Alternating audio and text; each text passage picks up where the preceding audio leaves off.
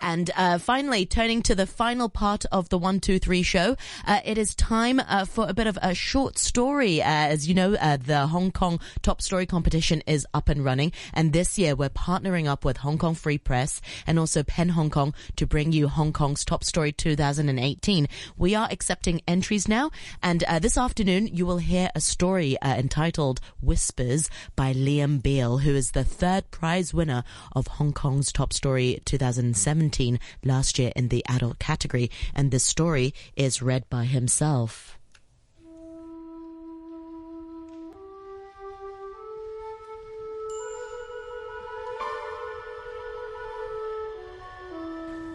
As my eyesight fades, I often imagine myself exploring the various locations that I can recall in intimate detail.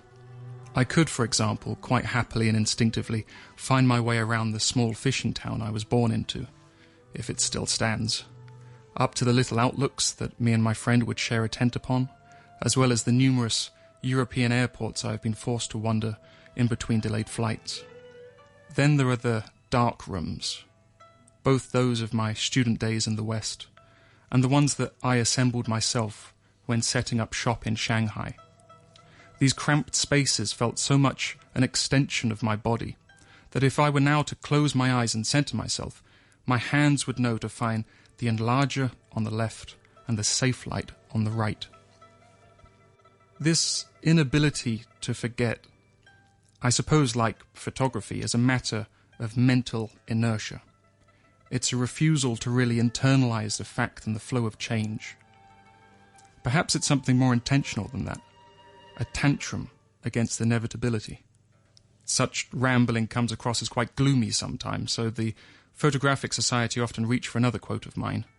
It was this: "Photography is to me like whispering a little secret into the darkness."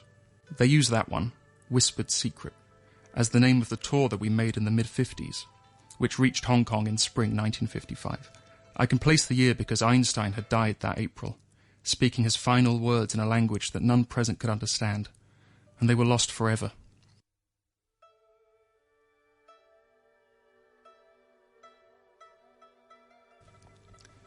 Visitors came to see my pictures, but most of them only meandered, dawdled, and left, as is common. Only one individual figure snagged my attention. He had paused in front of my very favourite picture, and then pivoting on his heels slightly, he seemed almost unable to say goodbye to it. This was encouragement enough for me to finally stand up from my chair. "Is this one taken on a Kodak Brownie?" asked the young man softly. It might have been. I couldn't remember the details. The picture was of a friend of mine that I had lost contact with. It was a young woman in a cheongsam, strumming the strings of an upright pipa, with a tabby cat sitting beside her. The young man's wife began tugging on his elbow. But before he left, he made a quick deduction that from the length of her sleeves and the low hem of her skirt, from the crisp short curls of her hair, it would have been in the 1920s that I first encountered the Peepah girl. Now it was me that was stuck in place.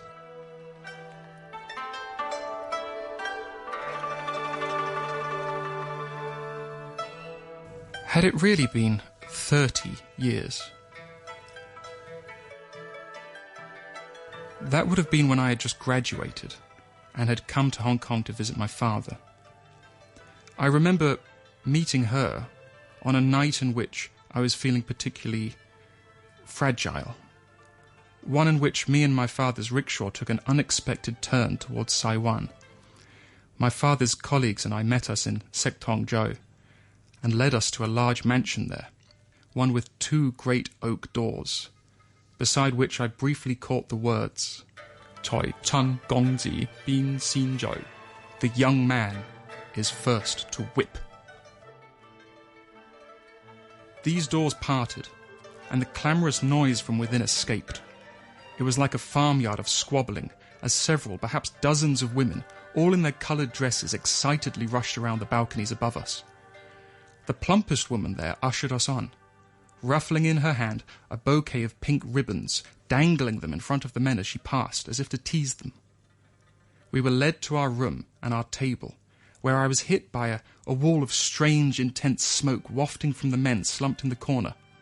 As I sputtered, my father discreetly passed this plump woman a wad of bills, for which he was given his own ribbon. He lay it down upon the table and sheltered it with his hand. From there I watched his tired eyes scan over the classic tinged decor, until finally they rested in the corner, towards the girl playing the pipa.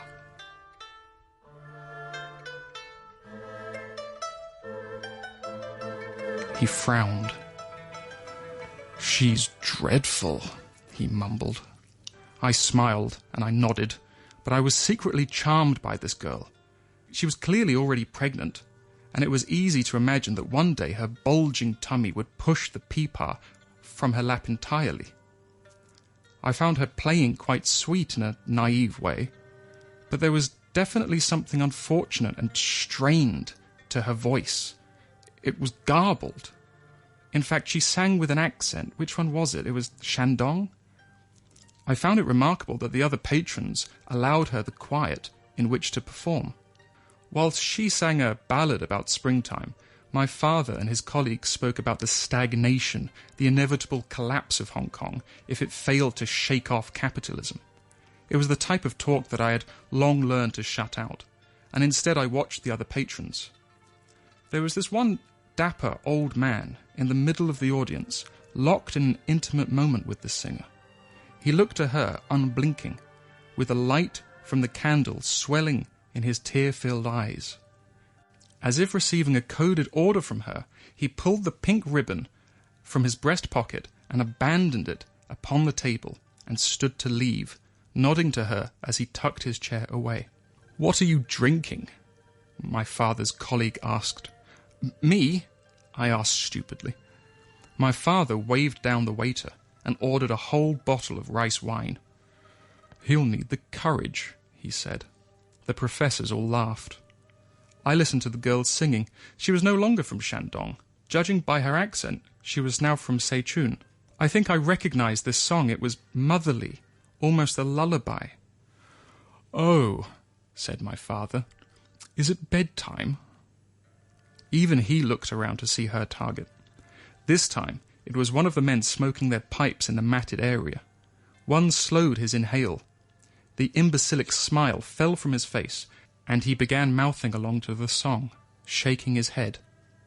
Finally, he too, after an internal battle, placed his pipe and ribbon on the ground and stood to reclaim his coat. Something in that ribbon had appealed to the men because many of them made sneaky moves towards it, as if it were a strip of meat between a pack of dogs. But just before the tension peaked, the ribbon was scooped up by the plump woman as she pulled out a string of 10 or so girls, weaving between the tables and finally ensnaring ours. My father pried open my fingers and poked his ribbon into my hand. "Pick one," he said. "Remember the number." Pick a what?" Some of the more confident girls giggled into their sleeves. They each had a similar ribbon around their arm which displayed a numbered badge. My father, his face and eyes completely reddened by the alcohol, said nothing. He only looked down grimly towards his empty glass. The circle of girls smiled, and the tighter circle of men nodded knowingly. Escaping their eyes, I looked to the peepar girl, wishing that our eyes would meet. But they didn't. She steered the song into a new key, and I drank up some courage.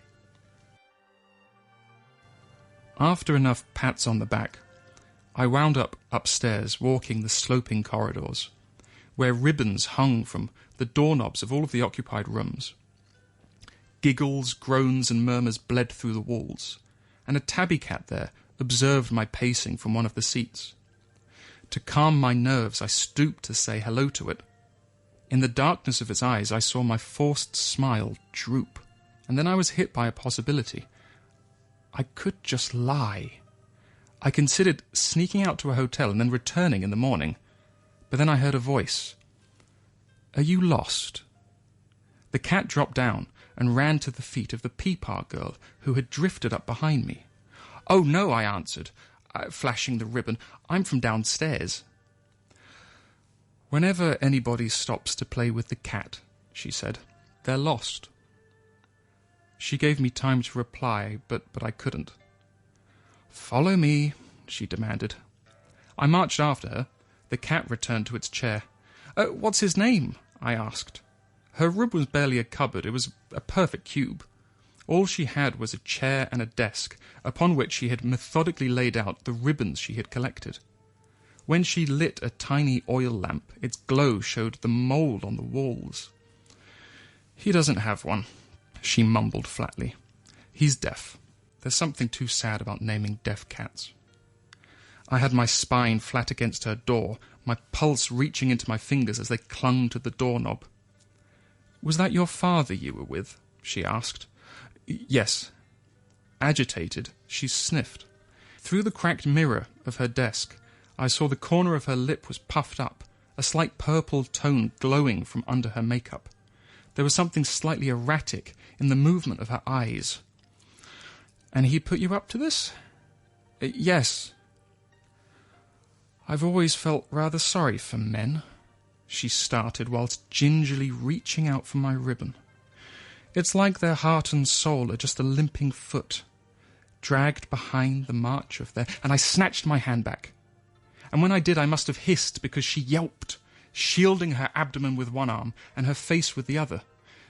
And then squeezing that ribbon, feeling its weight, I began sniffing, aching and burning at the eyes. And before long I was apologizing and wiping away my tears with the cuffs of my jacket.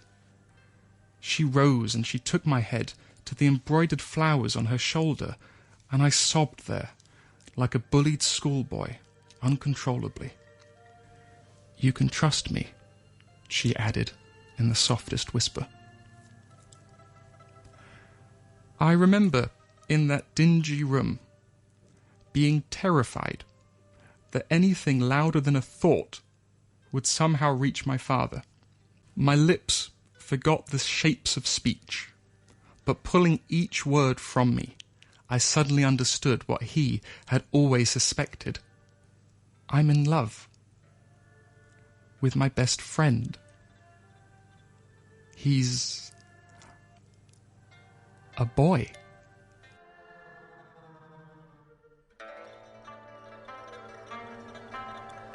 The light from her oil lamp faded, and with that I found myself alone in the exhibition centre, looking out onto the night sky. Darkness, my element, gave me a canvas upon which to think, albeit uselessly. In that glass I saw a man, sallow, haggard from decades of self-burying. I'd walked the path. I'd married. I had children of my own, and in turn I had set paths for them, either out of love or a lack of imagination. Beyond my reflection I saw the dust of construction seep up from the alleyways. Having withstood floods, wars and occupation, the whole country now seemed to swell with desperate adolescent potential. But my heart ached to picture her, the girl I had spoken my little truth to, before boxing it away like so many undeveloped negatives. I saw her, aged like myself, limping through the folds of the city as it extended, indifferently, upwards.